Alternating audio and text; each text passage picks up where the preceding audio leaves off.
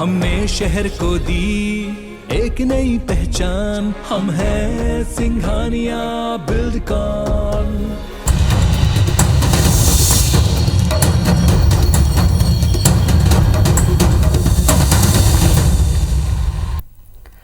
नमस्कार, स्वागत है आप सभी का। आप देख रहे हैं IBC 24 खबरों को लेकर इस वक्त मैं हूं आपके साथ ज्योति सिंह।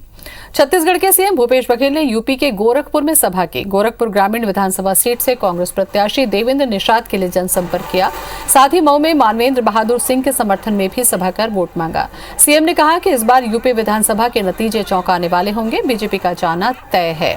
उन्होंने कहा कि पहले चरण से छठे चरण तक लगातार राज्य के विभिन्न हिस्सों में गया तो ये पाया कि जनता अब परिवर्तन चाहती है। सीएम ने महंगाई के मुद्दे पर केंद्र पर निशाना साधा। साथ ही छत्तीसगढ़ की तर्ज पर यूपी में भी 2500 रुपए में धान खरीदी का वादा किया। सीएम भूपेश ने यूपी में लगातार सभाएं की है। गोरखपुर में उन्होंने सभा की। गोरखपुर ग्रामीण विधानसभा सीट से कांग्रेस के प्रत्याशी देवेंद्र निषाद के लिए उन्होंने जनसंपर्क किया। मऊ में मानवेंद्र बहादुर सिंह के समर्थन में भी वोट की अपील की और इसके साथ सीएम ने कहा कि इस बार यूपी विधानसभा के नतीजे जो होंगे वो चौंकाने वाले होंगे। बीजेपी का जाना तय है। उन्होंने कहा कि पहले चरण से छठवें चरण तक लगातार राज्य के विभिन्न हिस्सों में मैं गया तो ये पाया कि जनता अब परिवर्तन चाह रही है।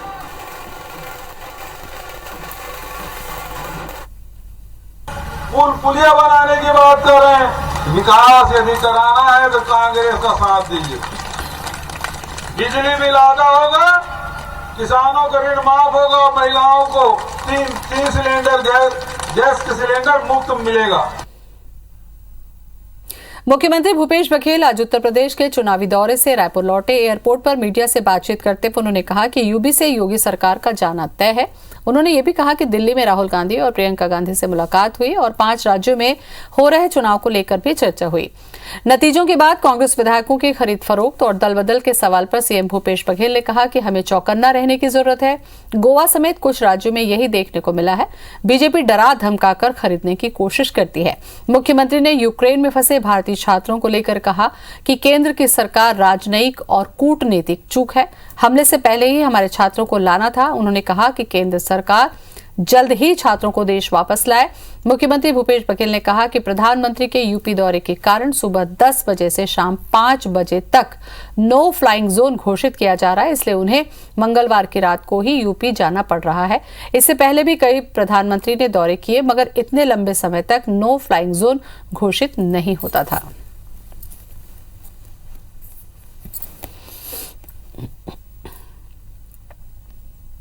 गोरखपुर बढ़िया, बहुत शानदार। और 5 चरण के चुनाव हो गए, 2 चरण बाकी है।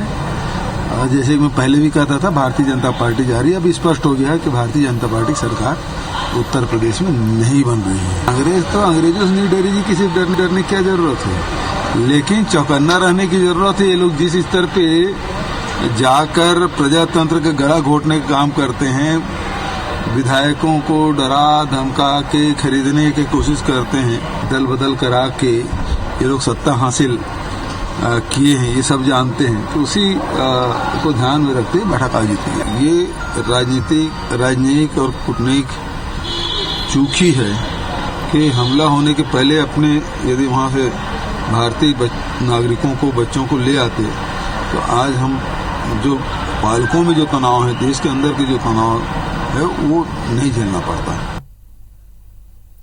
छत्तीसगढ़ कांग्रेस के राष्ट्रीय पदाधिकारी, प्रदेश अध्यक्ष सहित सभी विंग के पदाधिकारी और कार्यकर्ता सदस्यता अभियान के मुहिम में जुटे हैं। प्रदेश अध्यक्ष मोहन मरकाम ने कम सदस्य बनाए जाने पर युवक कांग्रेस के पदाधिकारियों से नाराजगी जाहिर की।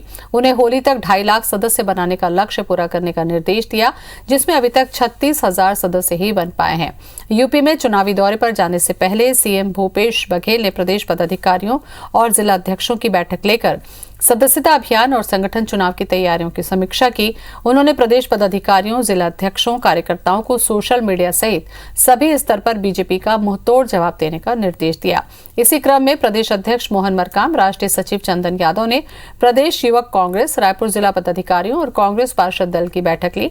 बैठक में अधिक लोगों को पार्टी से जोड़ने का निर्देश दिया। कांग्रेस के सदस्यता अभियान को लेकर नेता प्रतिपक्ष धर्मलाल कौशिक ने कहा कि वादा खिलाफी से नाराज छत्तीसगढ़ की जनता ने कांग्रेस के सदस्यता अभियान को नकार दिया है। अब शहरी क्षेत्रों में अभी तक जितने भी रिजल्ट आए, सरगुजा, बस्तर और इन क्षेत्रों से आए, अब रायपुर भी कल से गति पकड़ा है। तो यह मुझे लगता है हर दिन 10 से 15 हजार कम से कम सदस्य बनेंगे और हम समय सीमा में हम बहुत अच्छा सदस्यता पूरा कर लेंगे, ऐसा मुझे लगता है। कांग्रेस के सदस्यता लेने नहीं चाहते, मुख्यमंत्री से लेकर के इनके राष्ट्रीय नेता से लेकर के केवल एक अभियान में लगे हुए हैं कि हम कैसे सदस्य बनाएं, लेकिन उसके बाद भी इनको सफलता नहीं मिल रही है और उसके कारण कांग्रेस परेशान है। विधानसभा अध्यक्ष डॉक्टर चरणदास महंत अपनी पत्नी कोरबा सांसद ज्योत्सना महंत और बेटे सूरज महंत के साथ कोरिया दौरे पर पहुंचे। कांग्रेस कार्यकर्ताओं ने उनका जोरदार स्वागत किया। इस दौरान उन्होंने राज्यसभा में भेजे जाने को लेकर बयान दिया कि ये सीएम और हाईकमान पर निर्भर है, जो उनका निर्देश होगा उसका राज्यसभा में चयन होगा। महंत ने कहा कि मैंने अपनी इच्छा जताई है और जताता रहूंगा। विधानसभा और लोकसभा जा चुका हूं, 11 बार चुनाव लड़ा और अब राज्यसभा में एक बार सेवा करना चाहता हूं। आज करूं या 5-10 साल बाद करूं, ये अलग बात है। 7 से 25 मार्च तक चलने वाले सत्र को लेकर महंत ने कहा कि कोविड नियमों के तहत संचालित होगा। महंत के बयान पर मुख्यमंत्री भूपेश बघेल ने कहा कि महंत हमारे सीनियर लीडर हैं, हाईकमान तय करेगा कि राज्यसभा कौन जाएगा, कौन प्रदेश में रहेगा, कौन लोकसभा चुनाव लड़ेगा, ये सभी कुछ हाईकमान तय करता है। मुख्यमंत्री जी और हमारे हाईकमान के ऊपर निर्धारित है और वो जो चाहेंगे, जो उनका निर्देश होगा, उनका राज्यसभा में चयन होगा। मैंने कहा था और कह रहा हूँ कि मैं विधानसभा जा चुका हूँ, लोकसभा जा चुका हूँ, 11 बार चुनाव लड़ लिया हूँ, मैं राज्यसभा में सेवा करना चाहता हूँ। एक बार ये तय करने का काम हाईकमान का है कि कौन राज्यसभा जाएगा, कौन प्रदेश में रहेगा, कौन लोकसभा लड़ेगा, कौन विधानसभा लड़ेगा, नहीं लड़ेगा, वो सारे चीज का फैसला, सारी बातों का फैसला हाईकमान करता है। कोरिया दौरे पर पहुंची कोरबा लोकसभा क्षेत्र की सांसद ज्योत्सना महंत ने एक बार फिर केंद्र सरकार पर उपेक्षा का आरोप लगाया है। उन्होंने कोरोना काल से बंद पड़ी ट्रेनों की शुरू नहीं करने को लेकर कहा है कि केंद्र सरकार छत्तीसगढ़ के साथ सौतेला व्यवहार कर रही है। छत्तीसगढ़ में कांग्रेस की सरकार होने के कारण केंद्र में सुनवाई नहीं होती। उन्होंने ट्रेन चलाने की मांग लोकसभा में 3 बार उठाई। ज्योत्सना महंत ने कहा कि उन्होंने रेल मंत्री से भी मुलाकात की, लेकिन अब तक ट्रेन शुरू नहीं हुई। इसके अलावा उन्होंने SCCL के CSR मद से नया हॉस्पिटल खोलने और भू विस्थापितों को उचित मुआवजा और नौकरी देने की बात कही। सौतेलापन दिया जा रहा है। ये छत्तीसगढ़ में कांग्रेस की सरकार है, इसमें हम लोग की सुनवाई नहीं हो रही है, लेकिन फिर भी लड़ाई जारी है। पर्सनली मिल चुकी हूँ और 4 या 5 बार पत्राचार कर चुकी हूँ। पत्राचार के माध्यम से उन्होंने सुना तभी चालू की है और भी करेंगे, ऐसा नहीं है, करवाएंगे। जगदलपुर में बीजेपी के जनपद उपाध्यक्ष सुब्रतो विश्वास के खिलाफ अविश्वास प्रस्ताव लाकर उन्हें उपाध्यक्ष पद से हटा दिया गया। जनपद अध्यक्ष समेत अन्य सदस्यों ने अविश्वास प्रस्ताव पारित किया। दरअसल सुब्रतो विश्वास ने कलेक्टर से कुछ शिकायतें की थी। उनका आरोप था कि पंचायतों में नियम विरुद्ध 15वें वित्त की राशि से स्ट्रीट लाइट लगाई जा रही है। इसके बाद से सियासत तेज हो गई है और अविश्वास प्रस्ताव लाया गया, जिसमें बीजेपी को सिर्फ 3 मत ही मिले। इस दौरान पूर्व विधायक संतोष बाफना ने कहा कि कांग्रेस भ्रष्टाचार को बढ़ावा दे रही है और मुद्दों से भटकाने के लिए आवाज उठाने वालों की आवाज दबा रही है। वहीं जनपद अध्यक्ष अनीता पोयम ने कहा कि बिना तथ्यों के सही जानकारी जनपद में दिए उपाध्यक्ष ने अपनी मनमानी की और मामले की शिकायत कर दी। यही वजह थी कि उनके खिलाफ अविश्वास प्रस्ताव लाया गया। 15वें वित्त का जो लाइट लग रहा था वो कोई गलत नहीं था। सभी ने अनुमोदन दिया, सभी सभापति, SDM साहब अध्यक्ष थे, CO साहब थे और सभी सभापति लोग थे। बस यही कारण था कि सुब्रतो विश्वास जी ने हम लोग को बिना पूछे ही न्यूज में दे दिया। हम लोग जनपद में उपाध्यक्ष के विरुद्ध अविश्वास प्रस्ताव लाया गया था, उसका यहाँ पर आज निर्णय आया है। 15 जो है वो कांग्रेस के पक्ष में आया है, 3 हमारे पक्ष में आया है। हमारे जनपद के उपाध्यक्ष महोदय सुब्रतो विश्वास के खिलाफ ये अविश्वास लाया गया था। पुरानी पेंशन योजना को लागू करने की मांग छत्तीसगढ़ में लगातार जोर पकड़ती जा रही है, क्योंकि राजस्थान के बाद अब झारखंड सरकार ने भी अपने कर्मचारियों के लिए पुरानी पेंशन योजना बहाल कर दी है। इसके बाद छत्तीसगढ़ के करीब 3 लाख कर्मचारी जोर शोर से इस मांग को उठाने लगे हैं। अलग अलग कर्मचारी संघ सरकार और शासन को पत्र लिखकर कर्मचारी हित में पुरानी योजना को बहाल करने की मांग कर रहे हैं। कर्मचारी संगठनों का कहना है कि इस योजना को लागू करने में फिलहाल सरकार पर कोई बोझ नहीं आएगा। 2004 में नियुक्त कर्मचारी 2030 के बाद रिटायर होंगे, उस वक्त ही उन्हें पेंशन देना होगा। इस दौरान जो अंश काटे हैं वो भी सरकार को वापस मिल जाएगा। कर्मचारी संगठनों का कहना है कि कांग्रेस ने सत्ता में आने से पहले वादा भी किया था, इसलिए अब उस वादे को निभाना चाहिए। अपने इसी अभियान के तहत कर्मचारी संगठन 1 सप्ताह तक मंत्री, विधायक, शासन, प्रशासन के अधिकारियों को ज्ञापन सौंपेंगे और पुरानी पेंशन योजना की बहाली की मांग करेंगे। छत्तीसगढ़ कर्मचारी अधिकारी फेडरेशन प्रदेश में पुरानी पेंशन योजना लागू करने के लिए निरंतर संघर्षरत है। हमने कई चरणों में आंदोलन भी किया है। मैं सरकार से मांग करता हूं कि राजस्थान की भांति, झारखंड की भांति छत्तीसगढ़ में भी पुरानी पेंशन योजना बहाल की जाए। हमारे माननीय मुख्यमंत्री जी ने इसको स्वीकार भी किया देंगे, लेकिन उन्होंने कहा आर्थिक स्थिति देख करके देंगे। तो मैं आपको बता दूं, 2004 के बाद पेंशन लागू करने पर छत्तीसगढ़ सरकार के राजकोष में 1 रुपए का खर्च नहीं आएगा आर्थिक बोझ। 2004 के बाद पेंशन की घोषणाएं हो रही है, मिलनी चाहिए, कर्मचारियों का अधिकार है। अकलतरा के भाजपा विधायक सौरभ सिंह ने कोरबा के डीएमएफ फंड में भ्रष्टाचार का आरोप लगाते हुए प्रधानमंत्री नरेंद्र मोदी को पत्र लिखा। वहीं पूर्व गृह मंत्री और कोरबा जिले के विधायक ननकीराम कंवर का प्रधानमंत्री मोदी को लिखा एक फर्जी पत्र सोशल मीडिया में वायरल हो रहा है, जिसमें कंवर ने भाजपा विधायक सौरभ सिंह के पत्र को तथ्यहीन बताया।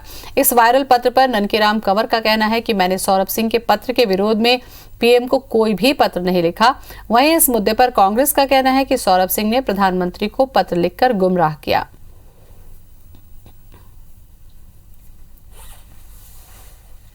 माननीय प्रधानमंत्री जी को छत्तीसगढ़ में के सभी जिलों में और कोरबा से शुरुआत करते हुए जो डीएमएफ मद है, उस मद के तहत जो अनियमितताएं हो रही हैं, निष्पक्ष जांच के लिए मैंने अनुरोध पत्र लिखा है। कि विधायक जी ने जो कहा है, लिखा है, उसके विरुद्ध में मैं क्यों लिखूंगा? भारतीय जनता पार्टी इस प्रदेश में मुद्दों को क्रिएट कर रही है, झूठे मुद्दों के आधार पर राजनीति कर रही है और कहीं न कहीं घूम फिर के ये मुद्दे भारतीय जनता पार्टी के ही नेता इसका खंडन कर रहे हैं। खबर कोरबा से, जहां गोंडवाना गणतंत्र पार्टी के सुप्रीमो रहे दादा स्वर्गीय हीरा सिंह मरकाम की प्रतिमा तोड़ने के मामले में उनके समर्थक प्रदर्शन कर रहे हैं। प्रदर्शनकारी दुकानों और घरों में तोड़फोड़ करने के साथ ही वाहनों को भी नुकसान पहुंचा रहे हैं, साथ ही वाहनों को आग के हवाले भी कर रहे हैं। गुरसिया में इस वक्त तनाव का माहौल है, जिसे पुलिस और जिला प्रशासन कम करने में लगा हुआ है। जिन लोगों पर मूर्ति तोड़ने का संदेह है, उनको टारगेट में लिया जा रहा है।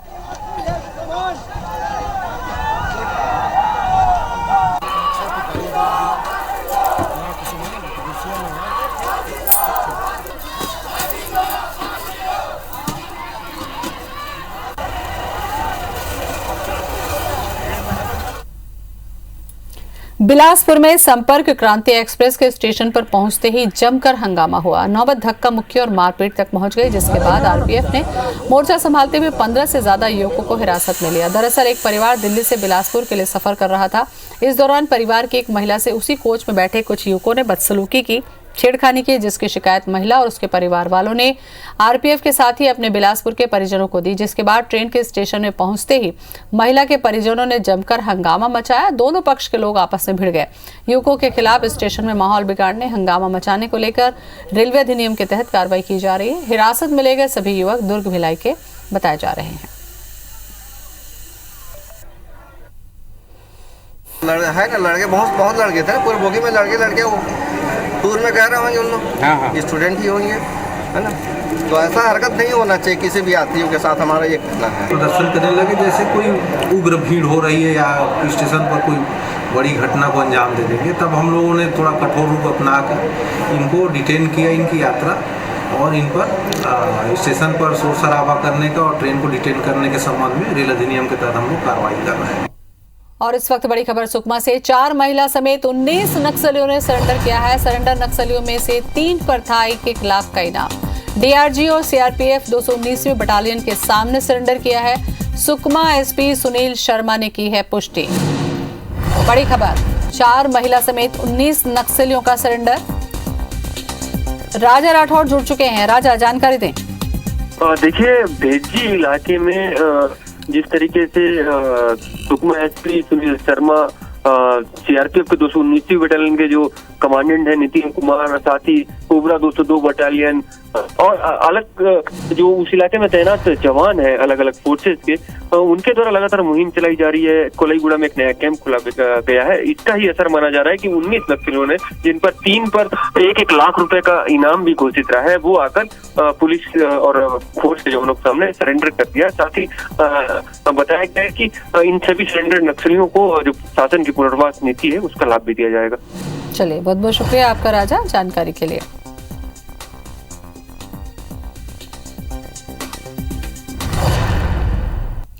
प्यार में जान देने की कस्में खाने वाले और सचमुच मोहब्बत में मौत की बाजी दे लगा देने वाले प्रेमी तो बहुत देखे और सुने होंगे, लेकिन भिलाई के पास सुपेला का एक दिलचस्प मामला सामने आया जिसमें प्रेमी ने अपनी प्रेमिका के घर चोरी की। दरअसल भिलाई के सुपेला में रहने वाली युवती अपनी एक सहेली और प्रेमी कुर्बान अली के साथ राजस्थान के अजमेर स्थित अजमेर शरीफ जाने के लिए निकली। बातचीत के दौरान प्रेमिका ने यह बता दिया कि उसने सोने चांदी के जेवरात और कीमती सामान अपनी सहेली के घर पर दिया। प्रेमी की नीयत बिगड़ी और उसने तबीयत खराब होने का नाटक किया। रास्ते में उसे छोड़कर भिलाई लौटा। सूने घर में घुसकर सोने चांदी के जेवर समेत तमाम सामान साफ कर दिया। लौटने पर उसकी प्रेमिका और सहेली को पूरी वारदात का पता चला। रिपोर्ट के बाद जब पुलिस ने जांच की तो कुर्बान अली की करतूत सामने आ गई। पुलिस ने उसे गिरफ्तार कर लिया।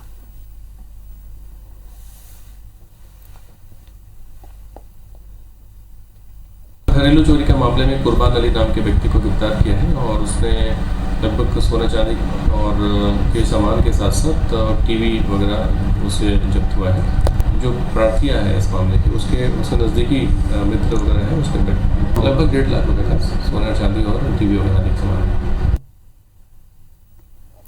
खबर रायपुर से, जहां ऑटो में बैठी सवारियों के जेब से पैसे चोरी करने वाले गिरोह की 4 शातिर बदमाश पुलिस के गिरफ्त में आ गए। आरोपी इतने शातिर हैं कि खुद के ऑटो में ड्राइवर और 2 सवारी बनकर शहर की सड़कों पर ऑटो में ही घूम घूम कर अपने शिकार की तलाश करते थे और बीच में बैठाकर बड़े ही शातिराना तरीके से उसकी जेब से पैसे पार कर देते थे। आरोपियों ने बताया कि वो भिलाई से रायपुर आकर चोरी की वारदात को अंजाम देकर वापस भिलाई फरार हो जाते। पिछले दिनों इन शातिर गैंग के करीब 10 से ज्यादा लोगों को शिकार बनाया।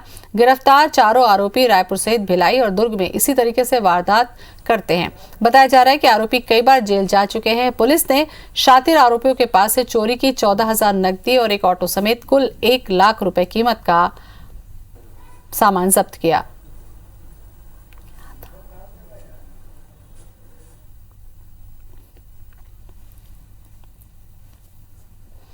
राजधानी रायपुर में जुआरियों पर लगातार कार्रवाई की जा रही है। देर रात गुढ़ियारी में पुलिस ने दबिश देकर 17 जुआरियों को गिरफ्तार किया, जिनसे 4 लाख रुपए बरामद किए। मुखबिर की सूचना पर पुलिस ने विकासनगर स्थित एक मकान पर दबिश दी, जहां जुआ खेलते हुए 17 लोग पकड़े गए। वहीं कुछ शातिर और पुराने जुआरी फरार हो गए।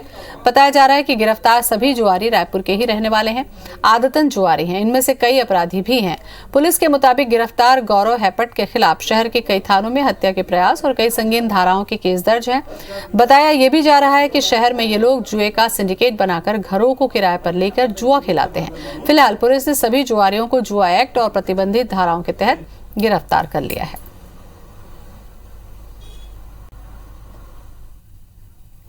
छत्तीसगढ़ के शिवालयों में महाशिवरात्रि की तैयारी पूरी कर ली गई है। मंदिरों में श्रद्धालुओं का तांता लगना भी शुरू हो गया है। कुछ चुनिंदा मंदिरों की तस्वीरें हम आपको दिखाते हैं, जहां शिव भक्त भक्ति में डूबकर अभिषेक करने को उमड़ रहे हैं। अमरकंटक में देश भर से साधु संत और सैलानी पहुंचते हैं। यहाँ नर्मदा उद्गम में स्नान का महत्व है। महाशिवरात्रि के शुभ मुहूर्त पर लोग स्नान करने पहुंचते हैं। पूजा पाठ का सिलसिला पूरे दिन चलता है। छत्तीसगढ़ की सीमा से स्थित ज्वालेश्वर महादेव मंदिर में भी लंबी कतारें हैं। राजनांदगांव में भी महाकाल मित्र मंडल की ओर से भव्य शोभा यात्रा निकाली गई, जिसमें भूत, प्रेत, नंदी और अघोरियों की टोली सड़कों पर निकली। साथ ही रथ पर सवार बाबा महाकाल का अभिषेक करते राजा विक्रमादित्य की झांकी भी बनाई गई। इसमें हरियाणा, जबलपुर और छत्तीसगढ़ के कलाकारों ने प्रस्तुति दी। पलारी के देवस्थल जाराग्राम में भी भगवान सिद्धेश्वर महादेव की आराधना का पर्व धूमधाम से मनाया जा रहा है। तो कबीरधाम जिले में 11वीं शताब्दी में बने भोरमदेव मंदिर में भी विशेष साज सज्जा की गई। भोरमदेव में भस्म आरती की होगी, जो छत्तीसगढ़ के गिने चुने शिवालयों में होती है।